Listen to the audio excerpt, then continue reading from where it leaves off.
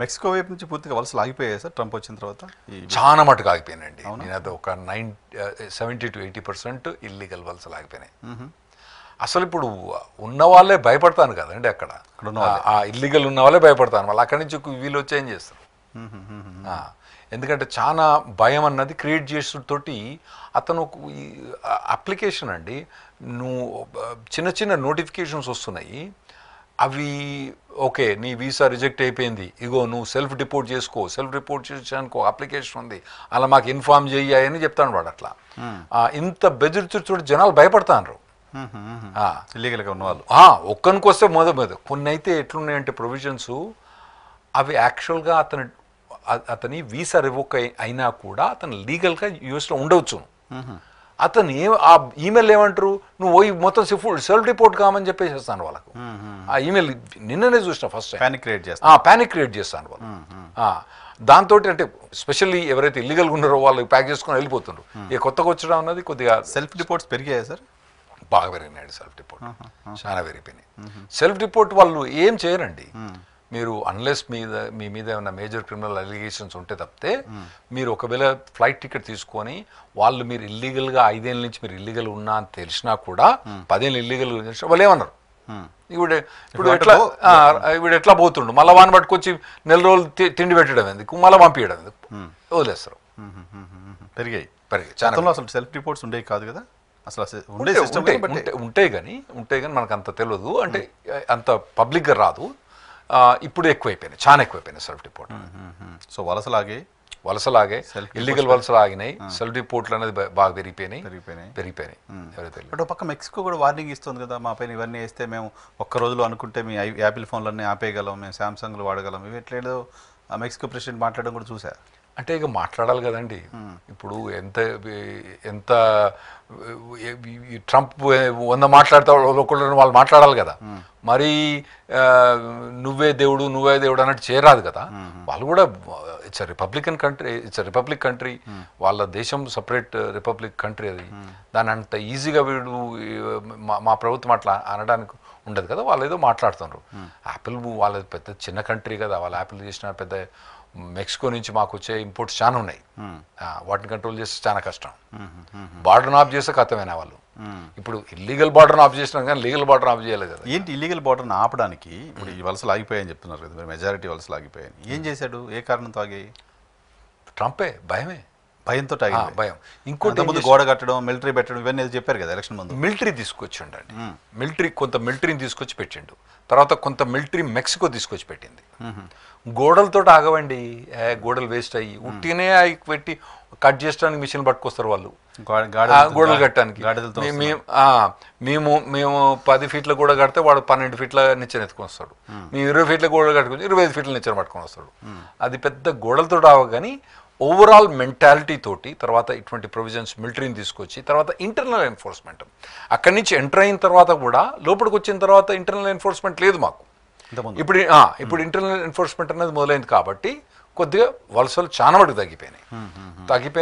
తర్వాత సెల్ఫ్ రిపోర్టేషన్ మొదలైంది. కెనడా మా 54th స్టేట్ అవుతుంది అని అనౌన్స్ చేశారు. 51st స్టేట్, 51st 50 దేశాలు, 50 రాష్ట్రాలు ఇప్పుడు 51వ అవుతుంది.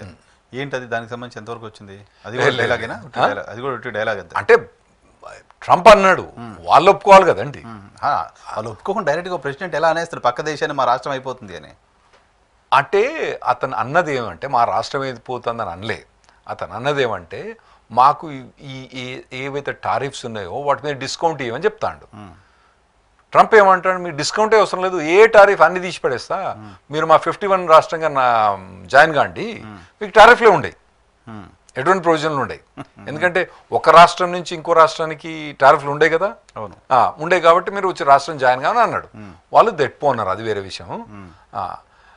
కానీ ఇప్పుడైతే వాళ్ళ దగ్గర కెనడియన్స్ ఫస్ట్ ట్రంప్ వచ్చినప్పుడు కొద్దిగా ఫీలింగ్ ఏముండదు, కానీ ఇప్పుడు మొత్తం యాంటీ యూఎస్ ఫీలింగ్ వచ్చేసారు.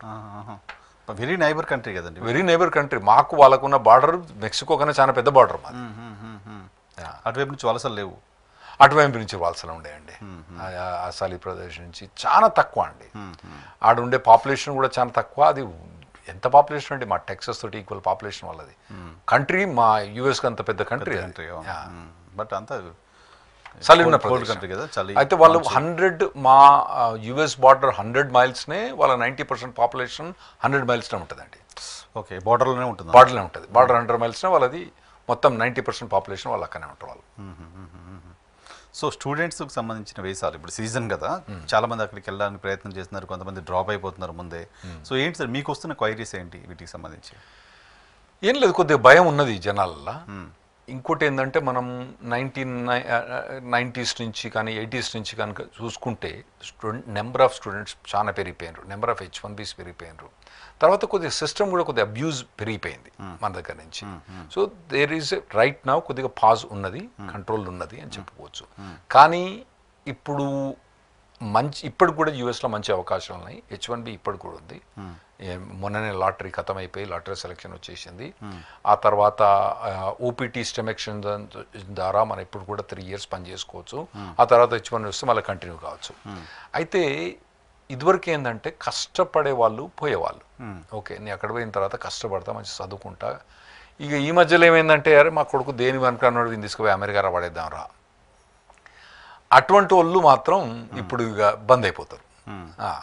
అరే ఇక్కడ ఏం పని చేస్తలేదు, నాకు చదువు ఇక్కడ వస్తలేదు, ఏం వస్తలేదు, అక్కడ పోతే ఎట్లా బాగుపడతా అనుకునే వాళ్ళు మాత్రం ఇప్పుడు చాలా డ్రాప్ అవుతారు. ఎవరైతే కష్టపడి పోదలుచుకున్న వాళ్ళు ఇప్పుడు కూడా అక్కడ ప్రొవిజన్స్ బాగుంటుంది, వస్తూనే ఉంటారు. స్టెమ్ ఎక్స్టెన్షన్ కూడా ఇబ్బంది లేదు, ఇప్పుడు స్టెమ్ ఎక్స్టెన్షన్ ఇబ్బంది ఏం లేదు, ఇస్తున్నాడు 3 years. 3 years, 1 year + 2. 1 year + 2. అయితే ఇప్పుడు ఏంటంటే April 1st ఒక కొత్త బిల్ ఇంట్రడ్యూస్ అయింది. అంటే ఈ మొత్తం ఓపీటీ స్టెమ్ ఎక్స్టెన్షన్ మొత్తమే తీసేద్దామని బిల్ ఇంట్రడ్యూస్ చేసిండ్రు. కానీ ఆ బిల్లు పాస్ కావడం అసాధ్యమైనది, అది కాదు. బిల్ పాస్ ఇంట్రడ్యూస్ చేసిండు. అక్కడ చాలా బిల్లు ఇంట్రడ్యూస్ అయితే అంటే అటువంటి ఇమిగ్రేషన్ మొత్తమే గ్రీన్ కార్డు తీసేద్దామన్న బిల్లు కూడా చాలా ఉన్నాయి అటువంటి. ఇది కూడా ఒక బిల్లు ఇంట్రడ్యూస్ చేసి కొద్దిగా న్యూస్లో వస్తుంది, కానీ ఆ బిల్లు పాస్ కావడం వెరీ అన్లైక్లీ. సో ఇప్పుడు కూడా స్టూడెంట్స్ ఓపీటీ స్టెమ్ ఎక్స్టెన్షన్ ఉంటుంది, ఇప్పటికైతే ఉన్నది. బట్ బయటకు వెళ్ళి జాబ్ చేసుకునే పరిస్థితి లేదు, ఓన్లీ యూనివర్సిటీ ప్రెమిసెస్లో చేసుకోవాలి పిల్లలు. ఇటువంటి రెస్ట్రిక్షన్ చాలా స్ట్రిక్ట్గా ఇప్పుడు అమలు చేస్తారు. ఇది ఎప్పుడు కూడా అవి ఇల్లీగలే అండి. ఇప్పుడు వాళ్ళు ఇంప్లిమెంట్ చేస్తున్నారు, అందులో తప్పేం లేదు. అండర్ లిమిటెడ్ సర్కమ్స్టాన్స్లే మీరు బయటకు పోయి చేసుకోవచ్చు అంటారు. బయటికంటే యాక్చువల్గా మీరు వితిన్ ఓపీటీ స్టెమ్ ఎక్స్టెన్షన్లో బయటికి పోయి చేసుకోవచ్చు, కానీ మీ ఫీల్డ్నే చేసుకోవచ్చు. రెస్టారెంట్లో కానీ అటువంటి వాడిని మొదటి నుంచి కూడా పర్మిషన్ లేకుండే ఇప్పుడు వాళ్ళు ఇంతకుముందు మనం చెప్పినట్టు అన్ని ఇమిగ్రేషన్ లాస్ ఎన్ఫోర్స్ చేస్తున్నారు కదా, ఇది కూడా ఎన్ఫోర్స్ చేస్తున్నారు.